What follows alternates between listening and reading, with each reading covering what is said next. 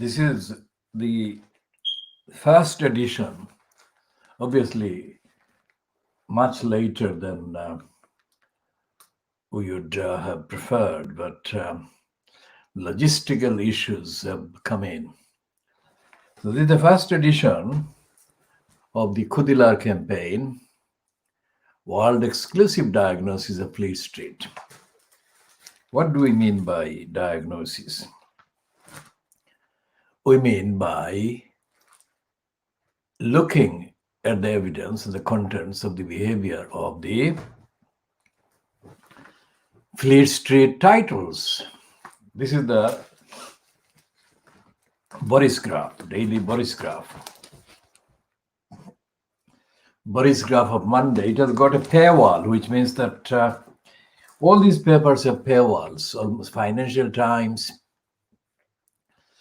The Times, the scum that is Murdoch's son. We call it scum because it is absolutely disgracefully racist and ignorant and lying. Having said that, strictly evidentially, we cite items that are carried online by these titles as well, strictly on evidence as reference. When we say that, we don't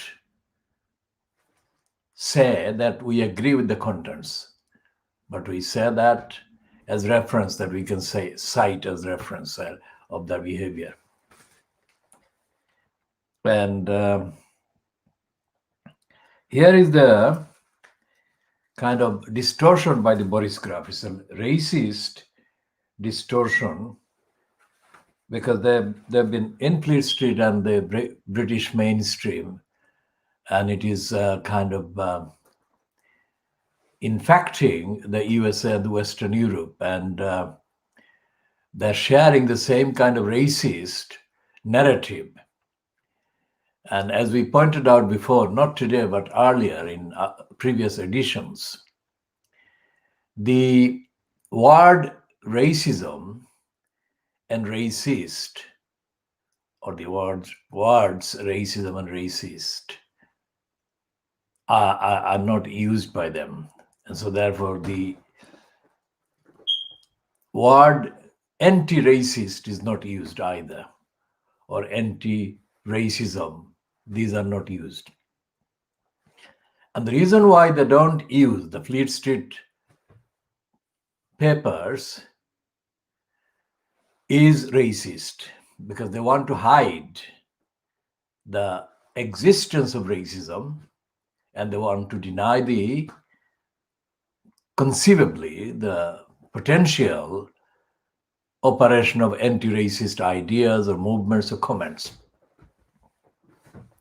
So both the absence and the suppression and the denial are part of the same agenda, that is the racist agenda to deny existence of racism.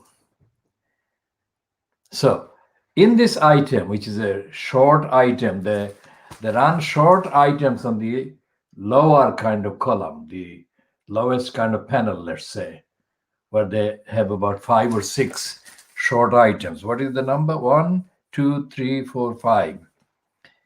And one is the kind of news briefing. That is what they call it, or news. News briefing is also listed on the first column. And in the fourth column, there is this picture, beardless, picture of a beardless Nick Timothy, who is one of the two of Theresa May's kind of cabal of inner circle. Like, he was in a position comparable to Dominic Cummings in relation to Boris Johnson, the closeness of their position. But Nick Timothy was not as kind of talked about as much, anything like the way that Dominic Cummings has been talked about. While Nick Timothy, that is, was in position as one of the two of the core kind of advisors during Theresa May's time as Prime Minister. I call him Sikh Timothy because of his kind of long range careerist record of lying and denying. But he's not the only denier and liar. The Telegraph itself, editorial, the Boris Graph, has got this item, which is a continuing kind of item about the sacking of a teacher or suspension of a teacher by the Eton School. Well, Eton School is not really Eton School, it's called Eton College, but that's a kind of diversion, slightly diversionary linguistic kind of exercise. What they're saying here is that the sacking of a teacher by the head teacher, the head teacher is called Simon Henderson, who has been in post for 5 years, as they say. And the reason I'm focusing on this one is because of the denial of racism, the denial of the concept of racism, and the suppression of the opinions and views against racism, although they are not anywhere near kind of frequent or widespread in this country, at least going by the media, as they should be, going by the evidence. But the fact that any sign of anti-racist activities or any sign of activities that challenge the, in the case of the Eton School, 500-year-old school, any tendency or any person making any decision that changes or seeks to change or overturn the 500-year-old kind of practices of denial of equality, if you like, the concept of equality. They are now calling such behavior, such actions, and such decisions as woke decision, W-O-K-E. And anything that they can say has been decided by woke decision makers, or woke decision, is lumbered in a package called wokeism. They've discovered this wokeism. Now, this time, the Eton School thing is about sexism. The teacher that has been dismissed,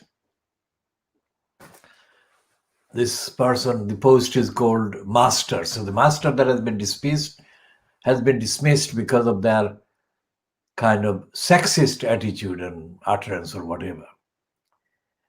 But outside of Eton, in other institutions, other parts of the UK, quote, society, because UK society is not kind of the same everywhere, and not only in the economic and social senses, but in terms of the varieties and the degrees of racism and hostility against equality and the concept of universality.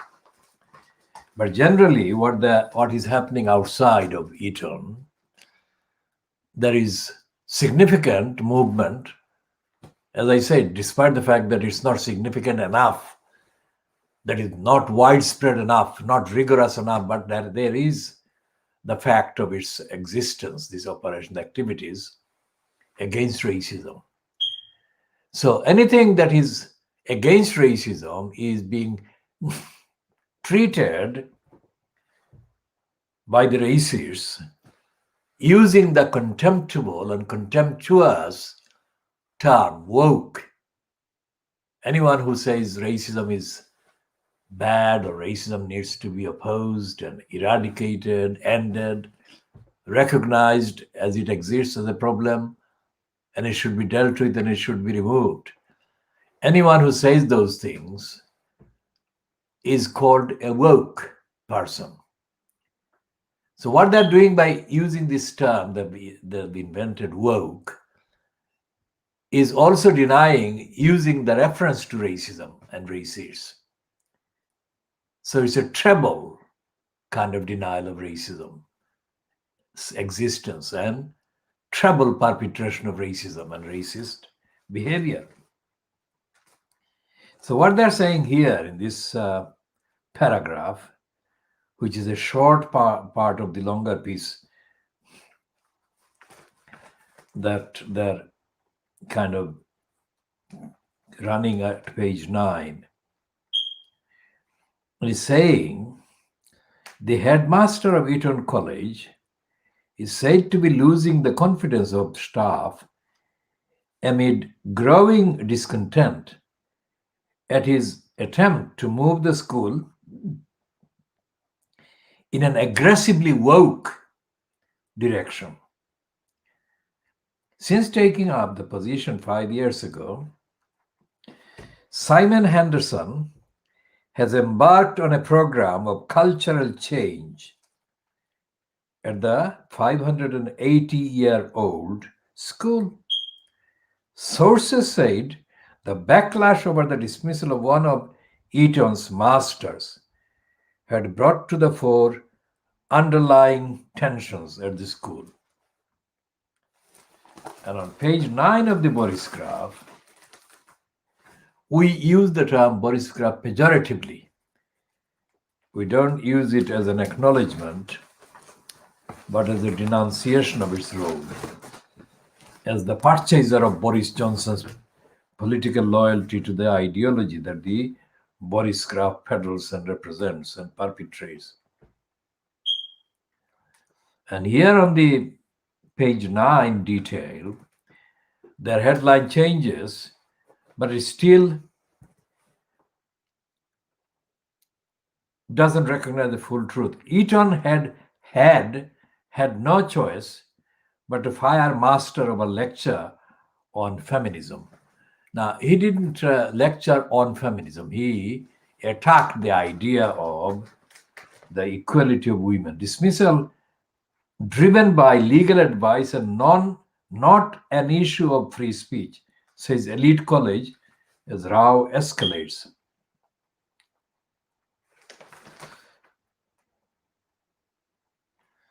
And last week, the Daily Telegraph revealed that Mr.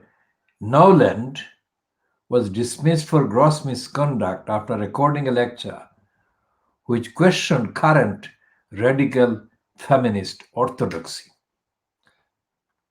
And the school is said here to charge £42,500 a year for each pupil.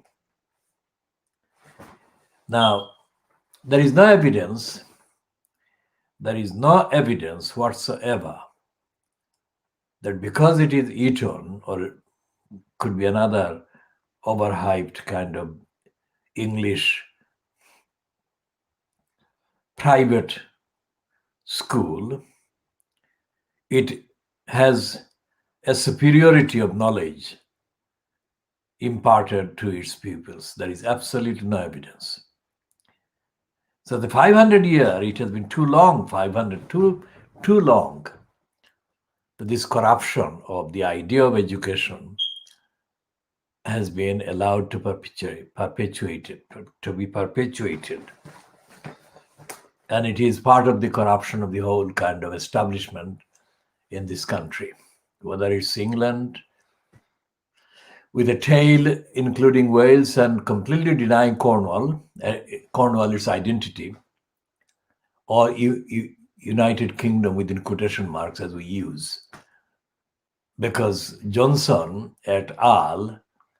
Really are contemptuous of the Irish people, Northern Ireland or Southern Ireland, Irish people, and of the Scottish people, just as they are of the Welsh people and the Cornish people. So all this 500-year kind of thing, what is the 500-year claim based on?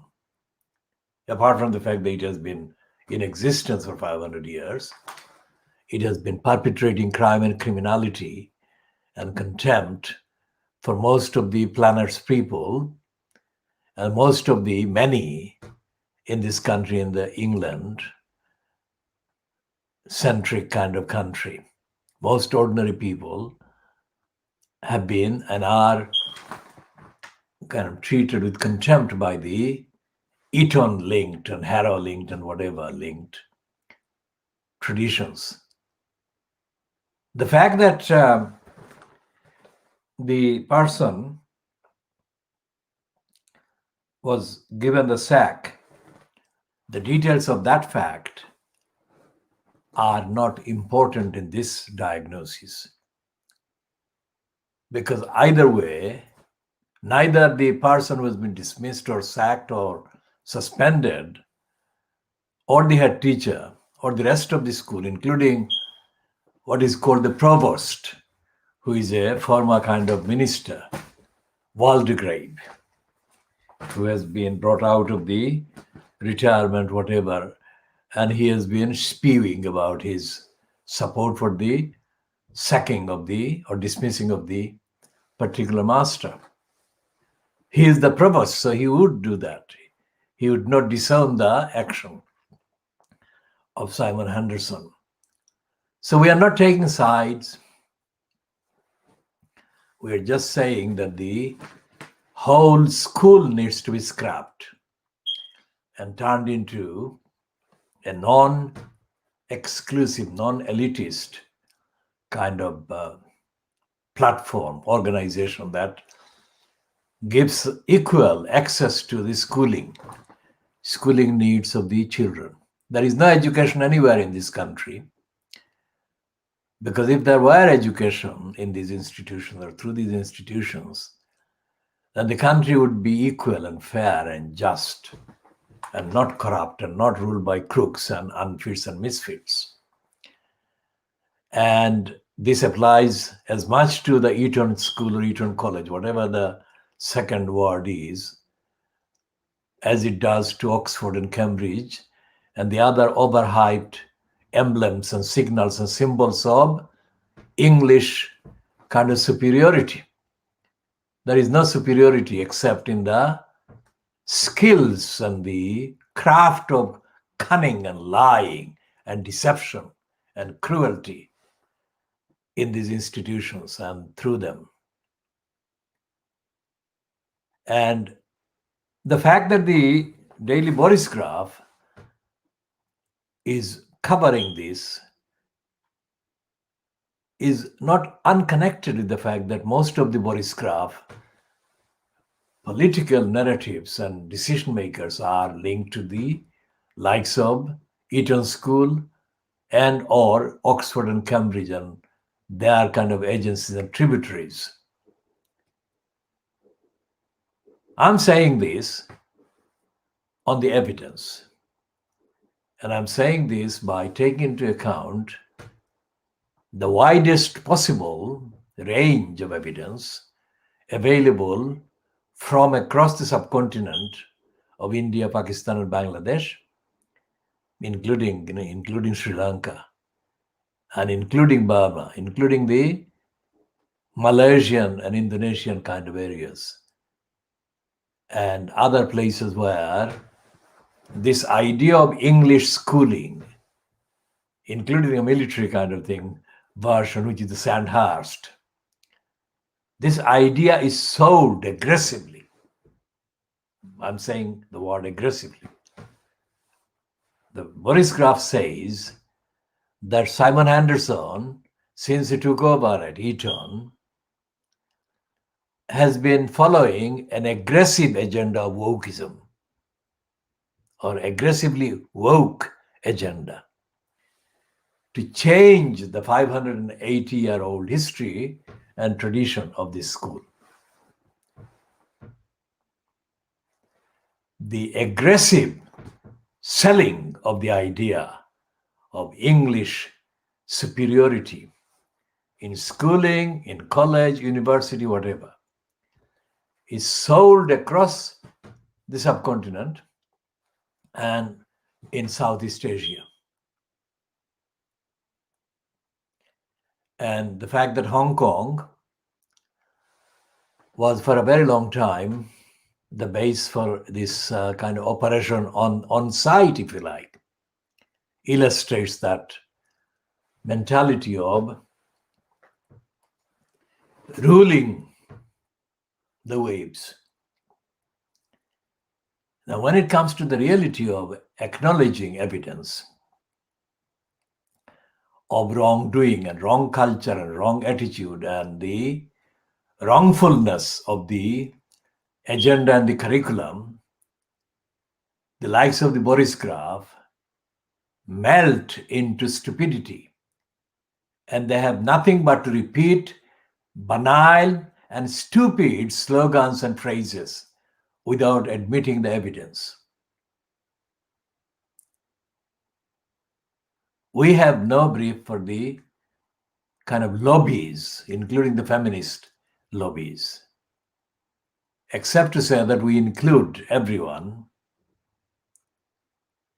as being entitled to equal and fair treatment. And equal and fair treatment are not available in Britain,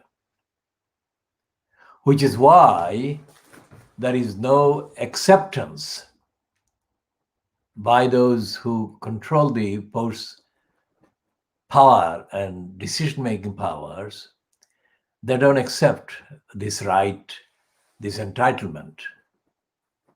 And these are the same people or similar minded people, if you like, who are also responsible for the packs and packs and packs of lies that spewed under the banner of Brexit.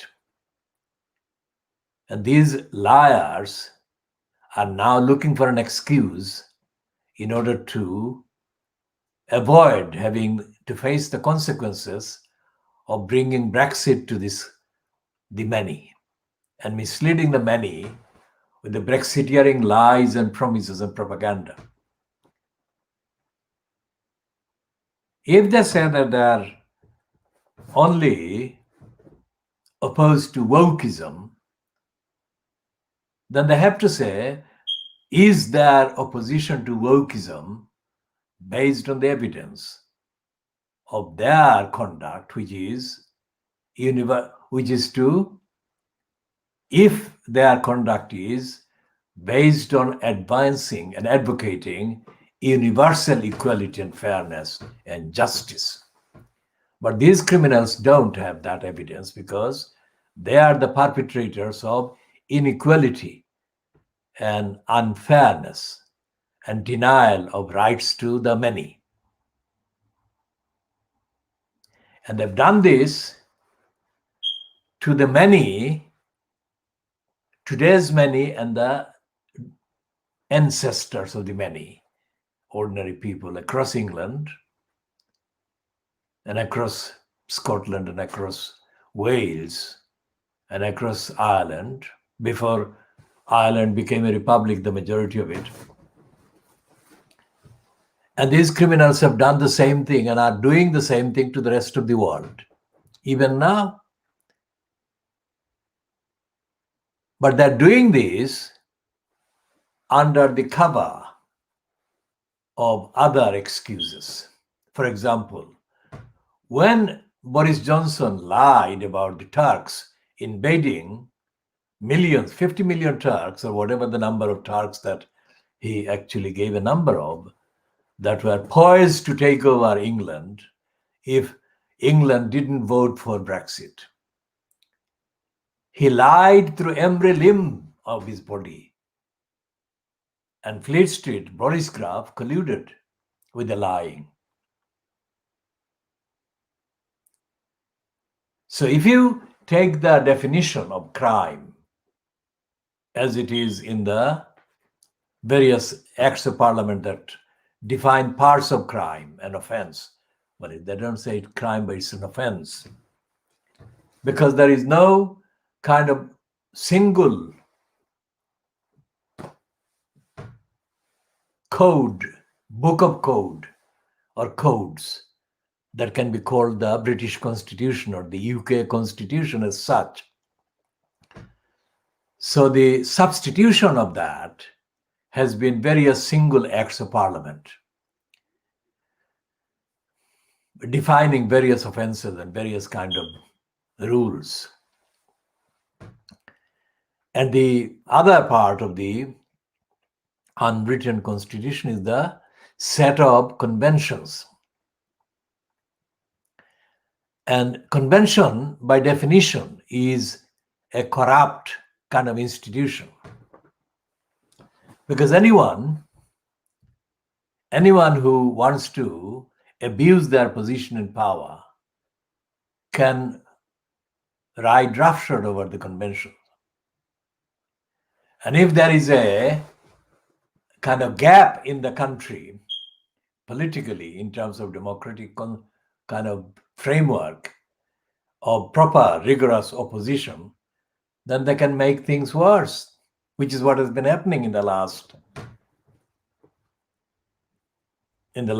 kind of 10, 11 years. Of course, the root for the worsening situation was begun by Tony Blair. And Blair did that with the complicity of Gordon Brown.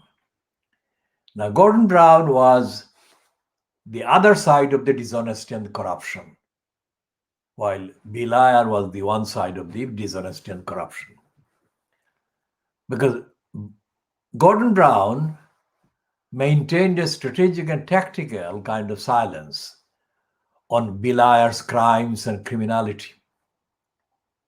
And the only reason why Gordon Brown did that kind of silence was so that he would be able to get into the position of power after Blair left or was discredited out of post by the Labour Party. That's the reason.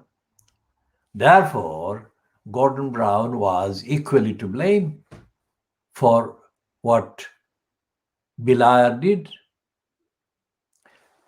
We shall be going on to the next papers in the next part.